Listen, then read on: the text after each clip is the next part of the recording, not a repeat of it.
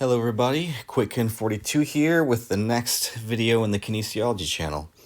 So I mentioned before that I wanted to go over vocabulary first and foremost. This is really important because as we progress further into this channel, we're going to be using anatomical vocabulary quite a bit to describe and define where certain parts are relative to the whole body, where certain parts are relative to individual parts of the body.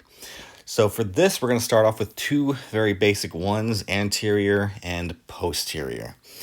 So the anterior part here is going to be referring to the front of the body, and by process of elimination, posterior is going to be referring to the back of the body. So if something is moving in this direction forward, that's going to be anterior. And then if something is moving towards the back of the body, that's going to be posterior. So if you were to walk forward, you'd be walking anteriorly. And if you'd be moonwalking backwards, you'd be moving posteriorly. Now, I said earlier in the video that these directions can also coincide with individual parts of the body, not just the entire body. So if we come over here, we have the scapula or shoulder blade.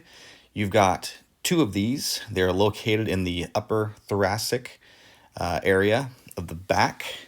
You have them on both sides of your spine. Now, this specific one we're looking at here is the right scapula. And as we go more into bony landmarks, you will be able to tell just from where the landmarks are if it's on the left side or the right side. So with this shoulder blade specifically, and as you can tell here, anterior, posterior contexts, the shoulder blade, despite it being on the posterior side of the body, on the back, it does have some anterior features. So if we're looking at this angle right here, this is going to be an anterior perspective of the shoulder blade.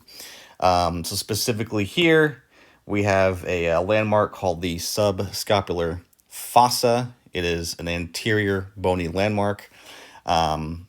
This specific feature, subscapular fossa, we're going to go more into detail as we go further into this channel. Some of these bones have a lot of different landmarks on them where muscles attach into, but for this video, we'll just be pretty superficial about it. And so on the posterior side of the right scapula, we have a posterior bony landmark. This is the spine of the scapula right in here.